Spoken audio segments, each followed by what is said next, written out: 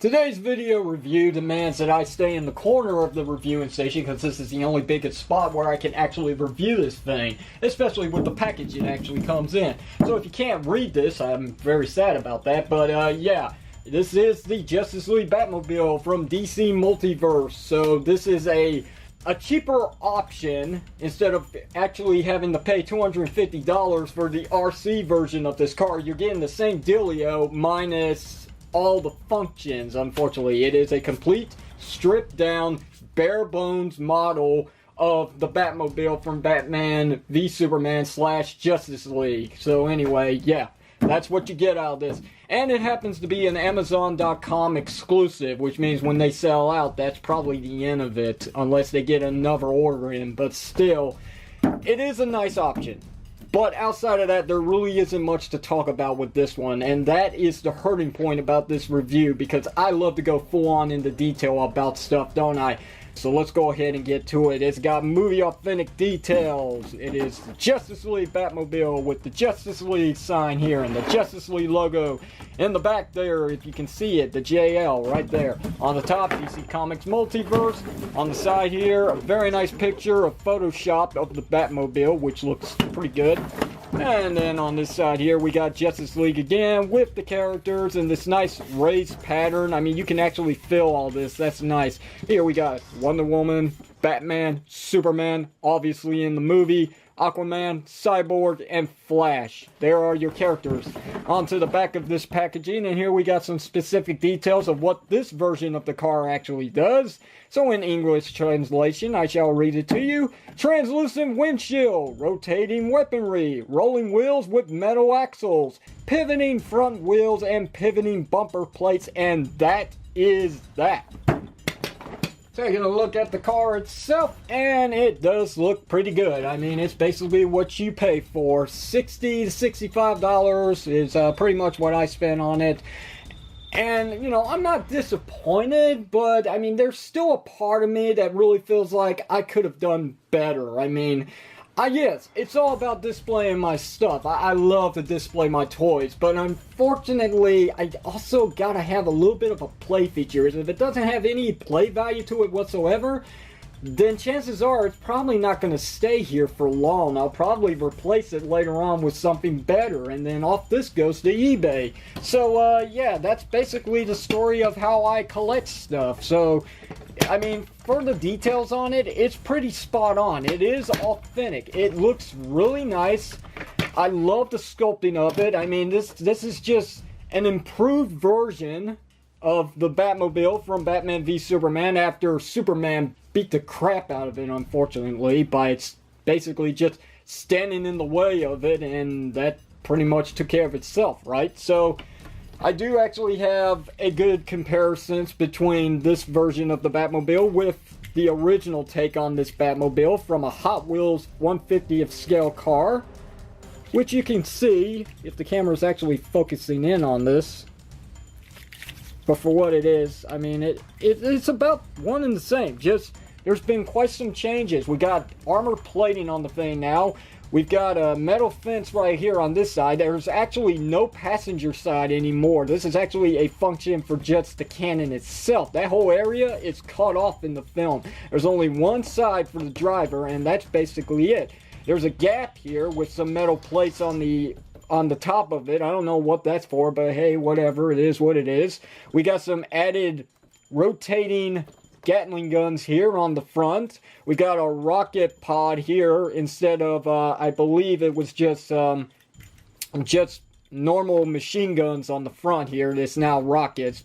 We got a battering ram on the front, as it's called. It's just like a cover plate for the grills, which does actually pivot, as it said on the back of the box. See? Like so. And it does lock in place, so that's a nice thing. We also got the main cannon here, which we see being shot in the trailer of the film. It's nicely painted with the barrel being black and the rest being gunmetal gray, which is a nice touch. It does pivot up and down, so it's got some articulation. And one thing that I do have to mention that the RC version of this car cannot do is with the cannon, it can actually pivot side to side. a good range too, as you can see. Look at the degrees on that. Look at that. See, you can't do that with the RC version because of the gears that are designed with it to help it motor up and down. That's basically all it could actually do for its play function. This one actually has free range of moving as far as it can actually get without touching something. So, you know, that makes up a little bit on what the what this one can actually have instead of the RC one. The machine guns on the front actually do rotate as well. They also have the chain belt that's going right into the actual car, which is nice. The rocket pod on the front can actually rotate as well, so there you got that. I already showed off this here, so we don't have to talk about it. When assembling this thing, when you first pull it out of the box, yes, believe it or not, there is something you have to do. It's these plates right here that go right into these slots right here. Basically, on both sides, you just press them in all the way. There's no clicking whatsoever, but you'll know when they're in there all the way. And that's basically your assembly of the car, which is hilarious. We do have rotating axles right here on the front of the car, so the back of the box wasn't lying about that. There is a metal pin on the inside that's holding down the wheels on the car, which it wasn't lying about that. This is all plastic except for this metal pin right here, which is pretty much locking the wheel in place. On this right here, this is just plastic. This isn't metal at all. None of this is metal. This car is made up of 98% plastic. There really is no metal to this car except for the metal pins that are slotted into both the wheels from the front and the back, and maybe the screws on the bottom of the car. And speaking of the bottom, let's take a good look at that, because we do have some nice fine detail here, which is amazing. I'm surprised they actually went into this. I mean, I wasn't expecting any of this at all. This definitely reminds me of the good old Kenner Batmobiles that we got way back when. So we do have nice fine details all around with this car. It does look really good. The wheels are plastic. They are not rubber, so there's a difference between the RC one and this one. Some people have said that the windshield is actually just painted on. It's not actually. It is translucent plastic. It's just a very dark, smoky color that, I mean, you're not really going to see anything on the inside when you got it closed. When you got it open, you might make out just a little bit of detail, but that's really it. Flipping it up, and you can see I already got a Batman figure on the inside. If not, I'll zoom in for you so you can get a good look at this. Pretty much right here, it's the Mezco 112 Collective Batman figure from their Batman v Superman series, which, you know, it's a very awesome action figure and deserves its own review in time if I decide to ever get to it. But outside of that, I'll just flip it up one more time. We got a steering wheel that does nothing for the axles on the front wheels. It's basically its own stationary thing. The camera has been removed. We got a full-on sculpting piece back here now, so there's no hint whatsoever that there was a camera back here in the first place. And that's basically it for all the details. There really isn't that much more to say for the inside. So here's a look at it from the front one last time. Here's a look at the headlights. They're painted, and also the lights here, they're actually painted white, so there's a little bit of a color breakup. And that's really one little drawback about this, especially for paying 60 bucks. I would have expected maybe just a little more paint work here. Don't get me wrong, it is a nice car, but this is pretty light as all can be. I mean, this doesn't take much at all.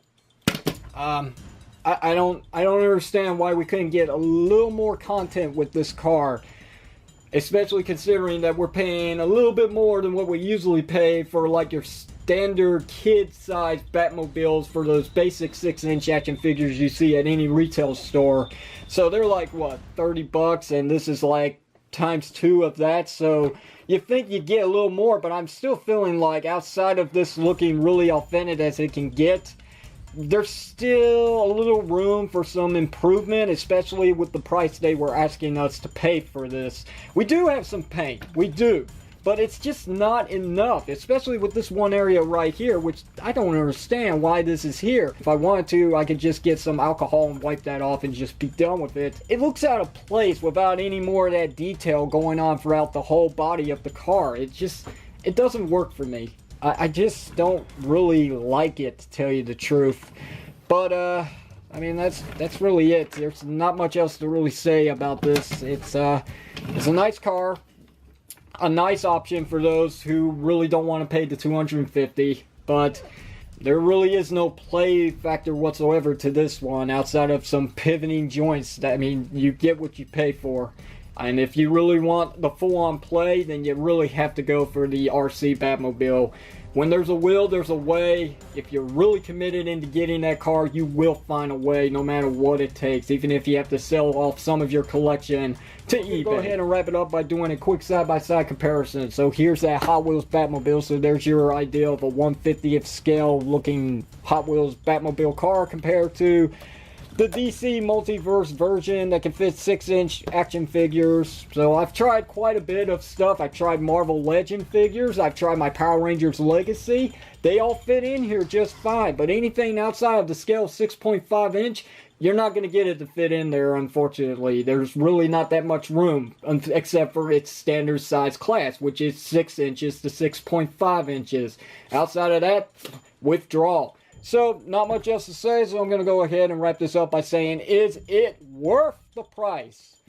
Yes, it is. So anyway, questions, comments, you know what to do. Hit it down below in the comment section of the video. If you liked today's video review, hit the thumbs up button. If you didn't like it, hit the thumbs down button. If you haven't already, don't forget to hit that subscribe button to see other video reviews similar to the one you're seeing here today. And until then, this is the unprofessional toy reviewer, Redis Power, signing off saying thank you very much for watching this, and I will see you whenever you see me.